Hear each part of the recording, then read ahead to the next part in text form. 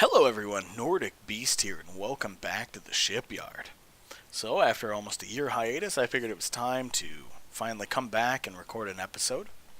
So I'm basically, because of how much there is here, I'm going to summarize a lot of these ships as opposed to give the highly detailed episodes I tend to do, where usually I have 3 or 4 ships and I go into very high detail on what I've done and why. So again, I'll be summarizing. This episode will be about all the large ships you see here, and then the hangar on the space station there is filled with small ships. That'll be the next episode. So first off, the shipyard there is my new one. It's called the Midgard. It is fully functional. Now, there are things about it that I wanted to add that I didn't. Like, each one of these little docking arms were supposed to be individual building arms. So you would attach to it, and then you build off of it.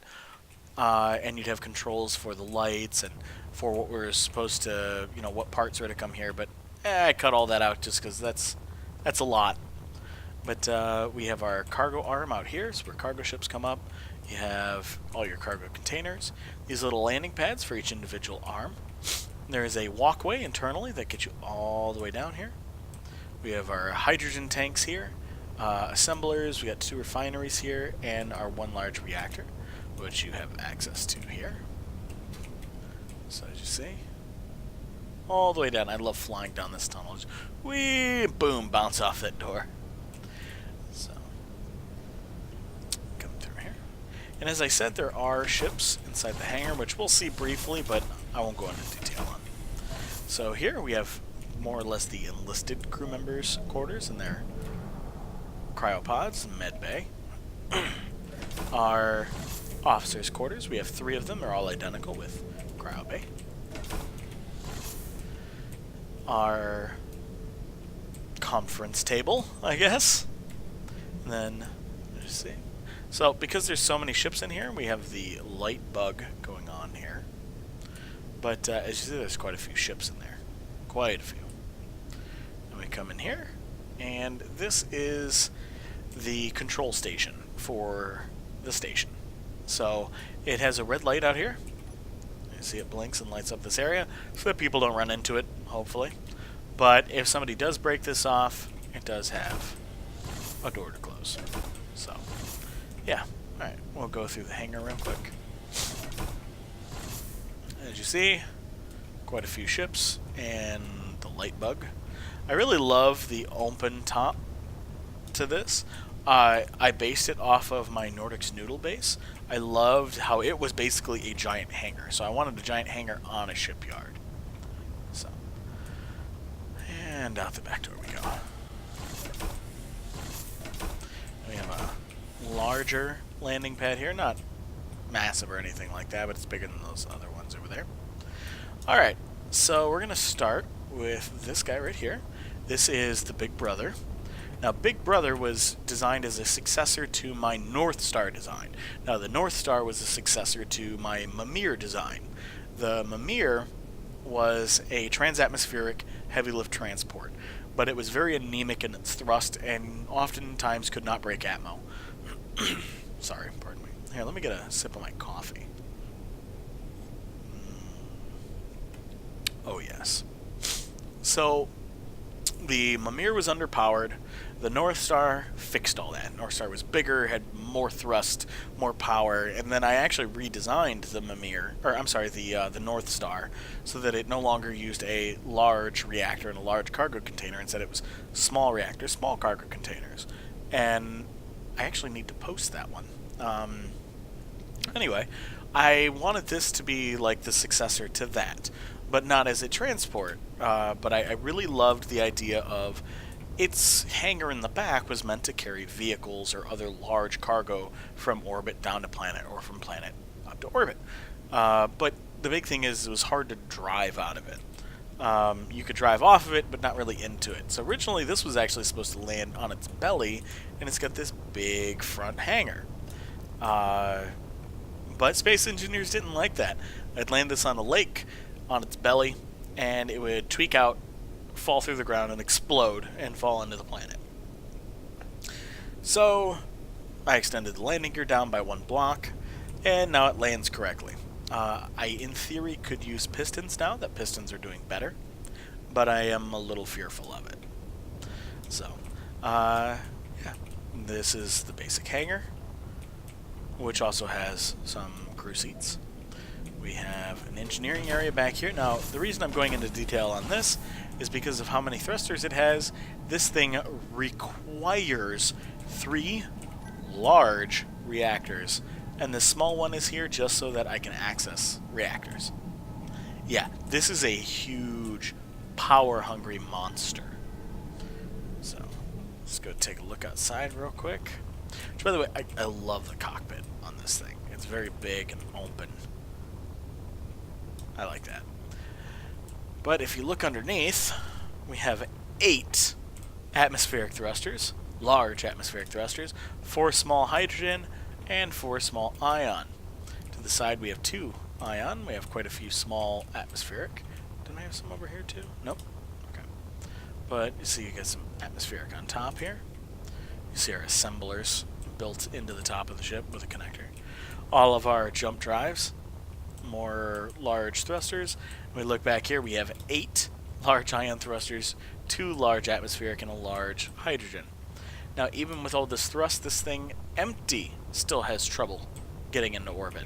So it was never quite finished, but it wasn't meant as a heavy lift transport.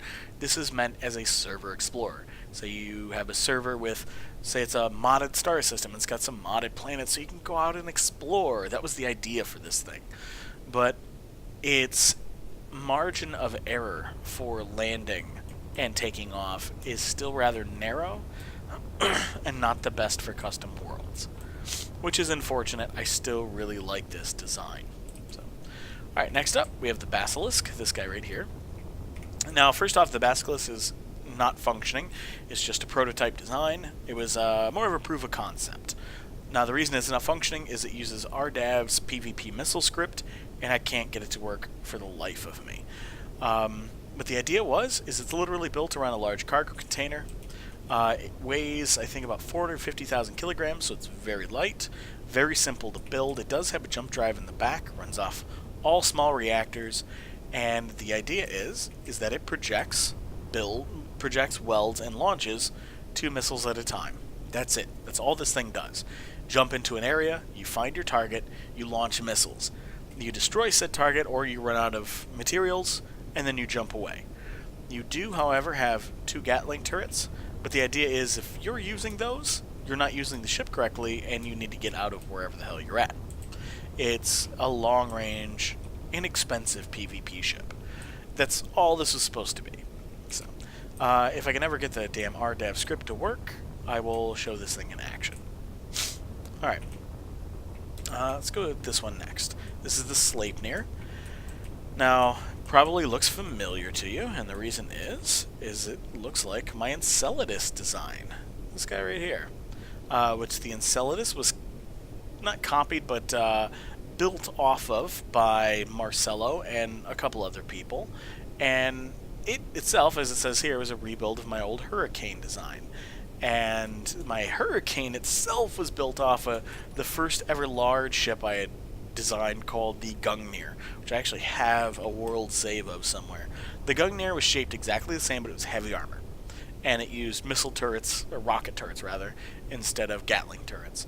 But I decided it was too big and heavy, and this was before pressurization. That's how long ago that was. And I decided it was too big and heavy. So I built it into light armor, which is where the Hurricane came in. And the Hurricane got redesigned to accept a jump drive.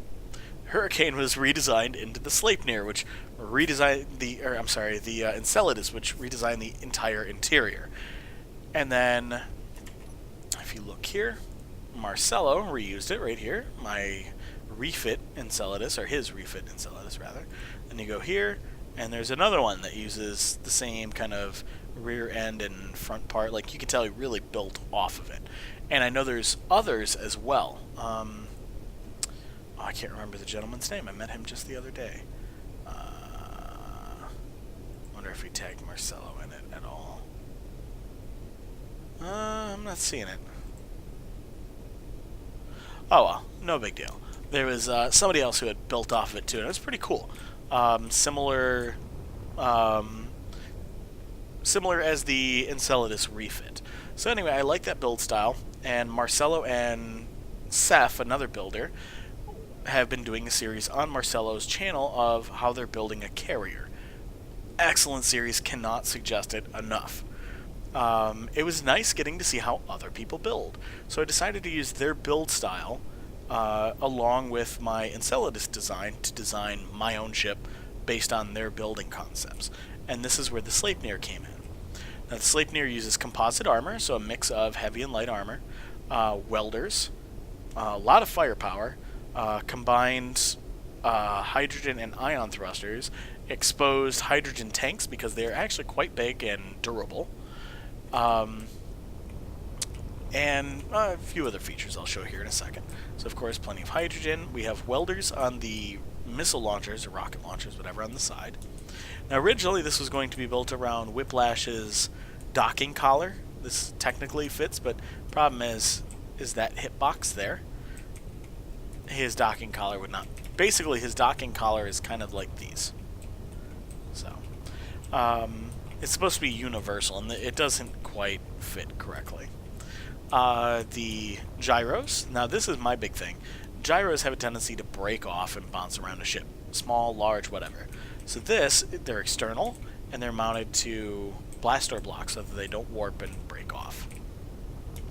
As you see, we have ion and hydrogen thrust. Now with the two tanks, you get a little over 10 minutes of direct thrust. And then you also have oxygen generators, so you can still produce more. Briefly, we'll go in. So as you'll notice here, the seats are sitting on batteries. Reason for that is actually another one of Seth's suggestions. So they don't warp, therefore will not destroy your flight seats. We have our RP interior, med bay. When we come up here, warning vacuum engineering area. So come back here, we have our 4 reactors. That's all it requires. The 2 hydrogen tanks. You notice there's arrows, and you can drop down to the lower engineering area. We have the gravity generator and a welder that welds the jump drive as well as the 2 hydrogen tanks. I really like that feature of the ship, that I was able to pack them all so close together it runs off one welder. And that's the idea. It's meant as a hit-and-run raider, not exactly a direct combat ship, but the main issue I still have with this design is, I didn't realize this till after, is with the antenna on the front, that's going to get blasted off. But again, you're supposed to find your target, point your nose at them, hit them, jump away. You don't remain in combat for very long. So, alright, next up, I'm going to skip forward and then to the rest of these. This here is the Lancer. Now, the Lancer used lessons I learned from the Sleipnir into a PvP ship, as well as the Basilisk. So this was just supposed to mount 2 RDAV missiles on it, but I could not get the damn script to work. You would just go to like a supply depot and they'd pop them on for you, and then off you go. You fire the 2 missiles, and then you go to your Lancer cannon, which is a rotor displacement cannon, which I hear the devs are trying to nerf, or get rid of completely, rather. Alright, I am going to take a very quick sip of my coffee here.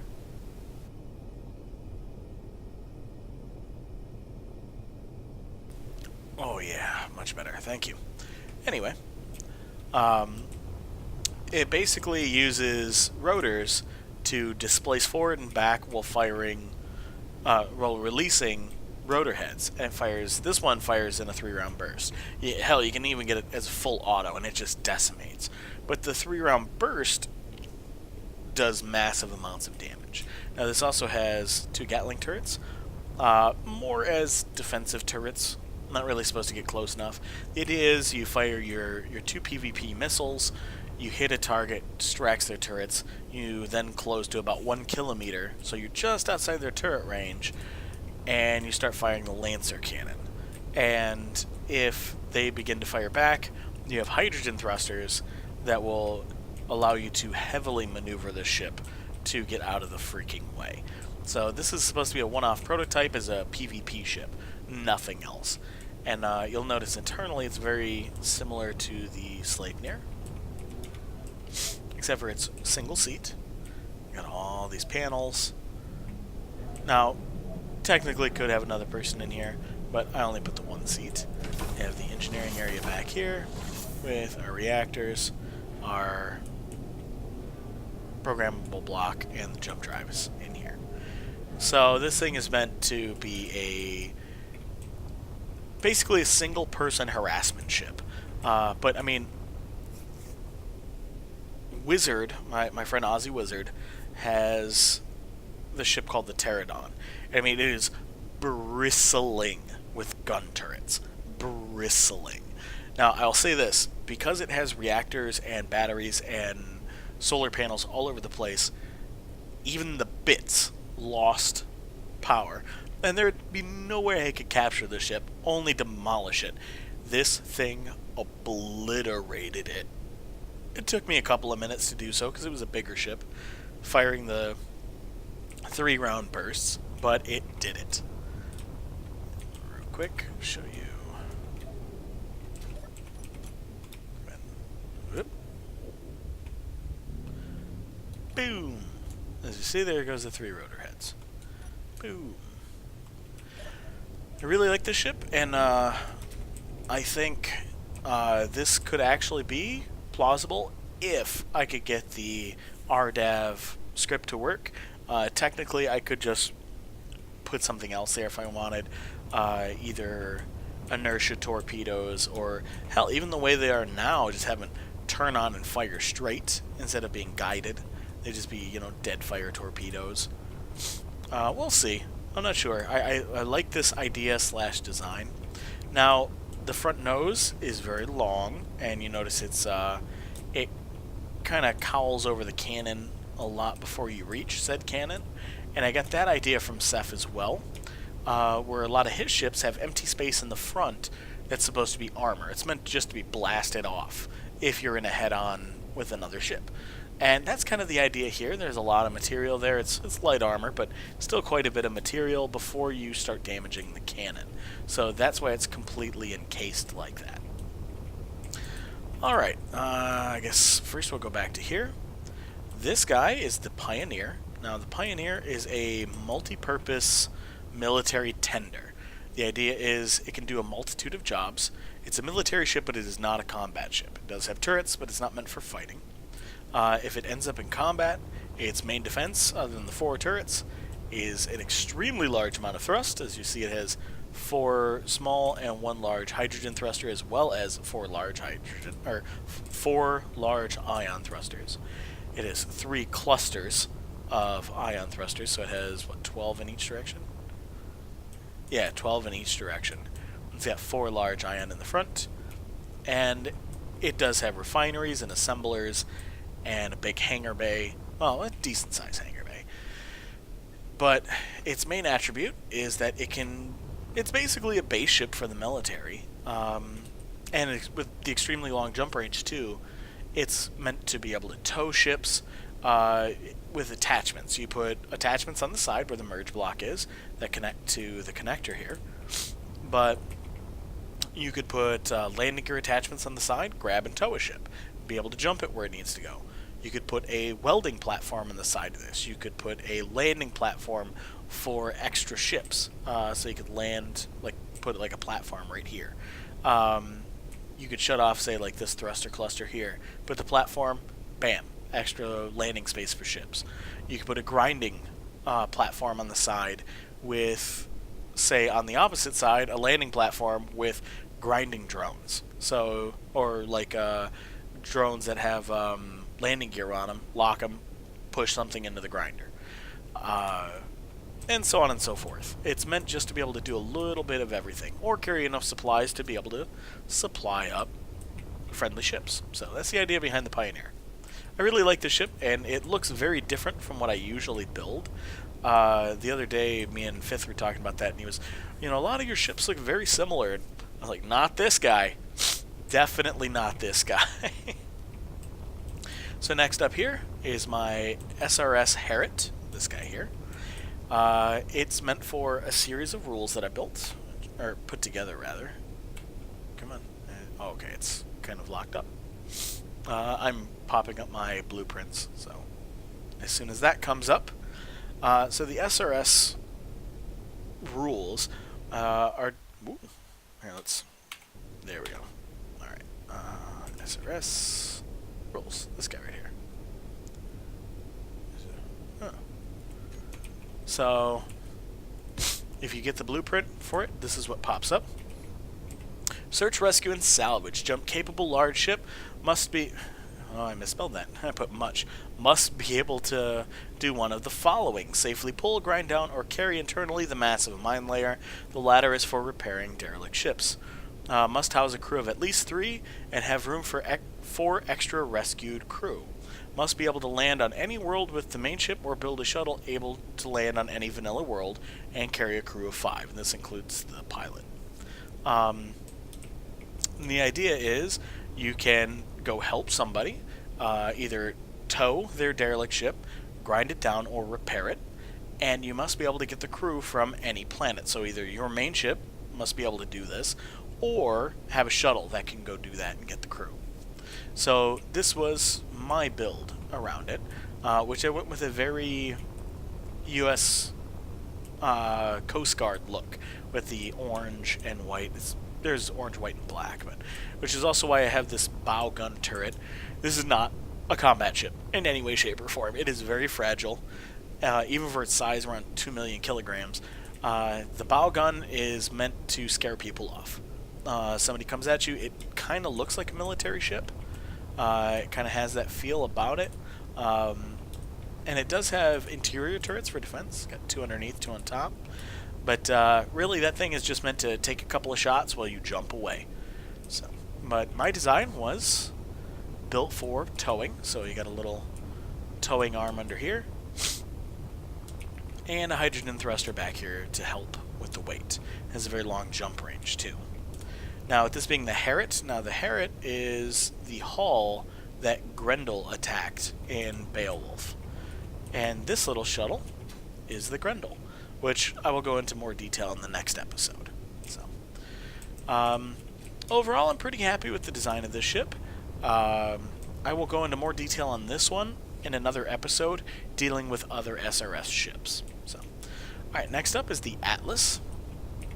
Now, I actually have the ship that this was based off of, which is one of my own ships.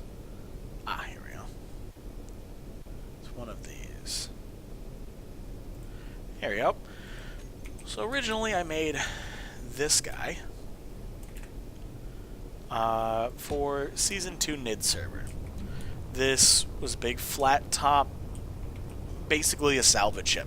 It was meant to grab a large derelict ship and get it back to my base. But there's a lot that I love about it and a lot that I don't. And I decided I wanted to rebuild it. So it's got a bigger hangar than my new one. So the Atlas is my simpler rebuild. Much lighter, much simpler. Also much more versatile. So this one still has landing gear on the top, you see here, with blast door blocks, which don't deform. But if it's not using these, you can use it to dock smaller ships on here and use it as a quasi-carrier, if need be. It also has a landing bay in the back, so you can put whatever kind of ship you might need back there. Say like a tugging ship, which is like my Stingray, which I believe was in a previous episode. Ships basically with a lot of thrust and landing gear on the front to be able to pull. So let's say you have a ship up here. You can walk right down into the ship through here. Access to the hangar. You can also cross over. Whoops. Not through that part, but through here. Over here.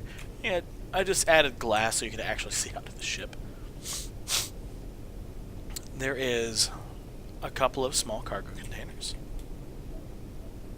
Come in here. Basic bridge, med bay, 2 cryo bays. That's it. How is that? There can't believe that seeps through. Huh. Might have to put a catwalk here. But it's meant just to be able to grab larger ships. You know, like, say something like this freighter here. Say that was derelict, shut off, no power, nothing, and you wanted to get rid of it. But you don't have the equipment. So you take this, and let's say you find like a ship in the game that doesn't have a jump drive the size of this thing. You grab onto it with the top of the Atlas, and the Atlas is able to pull and jump with it. So the other idea I have for this that's not implemented yet that I want to do is I was thinking about putting like module areas on the bottom for extra jump drives. Say you could add a module with jump drives and reactors, or jump drives and batteries, for example, so that you could jump bigger ships. So you could grab, well, bigger ships for longer distances. So that's the Atlas. Now this here is the Mjolnir. Now the Mjolnir came from an idea of something that Izzy did. He did a big freighter slash bomber, actually, that had like a big open scaffolding area like this. And I really liked it. So I kind of mixed what he had done with the Zarek ship, the Venturer, from Fractured Space. And turns out he had done something very, very similar with the thruster layout. Mine's a little bit more straightforward. His is a little bit more broken up. But it just ended up being coincidental. The thruster layout was very similar. But this is more a conventional freighter, but it can hold oversized parts in here, such as my Salford shuttle, which is kind of cool. It can fit 2 of them in here. But you can break apart a ship that you're salvaging, hold the parts in here and jump away with it, or grind them down and put them in the many cargo container. Nice big bay in here. Internally, it's not quite finished yet, but I really like this one. This one I think is pretty cool. It also has extra hydrogen thrust for acceleration and such. And it's just a big heavy freighter. That's it. A couple of defensive guns. Not a whole lot to it, honestly. And I like it. I think it's a really cool ship. So lastly, I've had this in the shipyard quite a few times, but a few months ago, Fifth and I had opened up a room, and Fifth joined me. And he saw me using this trying to grind down a ship. And I got the idea, well, what if I held it with drones? And so we started working on drones, and let's see, spot. Yeah, originally it was this guy. I was trying several different drone designs, and eventually... Oh, alright, let's turn those spotlights off. Boop, boop, off. Thank you. And eventually I decided, how about I just try a couple of little tiny drones? This is the smallest one I've got, with this little swastika drive built into it. But it's very simple. It's got one thruster in all directions. As small as I could get it. I took off one spotlight, put on a landing gear, and Fifth helped me with this design. And he helped me lock on to a respawn ship, and I think it was 4 of these held it in place, while the Ripsaw, the ship here, was able to grind it down with little issue. And as long as you have 2 people, one flying the Ripsaw and another one dealing with the different drones, you can actually take apart quite the ship. And these little drones will hold parts in place, like big chunks of ship in place. It's pretty incredible. So in order to store these drones, which by the way, these fit through sliding doorways, these actually make for a very good guide to go with you while salvaging a ship. So you find a derelict and you want to look through it, you have one person go through and then also fly a drone. So at the time, we didn't have half blocks yet. So I recently redid this with half blocks. This little hangar up here. Originally it had catwalks. Honestly, the catwalks didn't look all that great. But I can fit 4 drones, one here, and then one on each wall. And then we can close this. Open this door, and it pressurizes up into here. Or not? I thought it did. Oh, that door is open, that's why. I'm like, wait a minute. There we go. I was going to say, that's why these catwalks are here. There we go. So now it's fully pressurized, and drop in to the ship. There we have it. This has always been one of my favorite ships. I freaking love this ship. And it makes me so happy that I'm actually able to add something more to it. So go ahead and close that. Now the main negative is you got to fly up here to get there, but whatever. It's a space-only spacecraft. So the actual drone will be featured more in the next episode. So that's pretty much it. That's what I've been working on the last year, at least the majority of it. I know I've got more out there, but I'm sure you'll see it in newer episodes. So anyway, I hope you guys enjoyed. If you did, please hit that like button. I'll see you guys next time.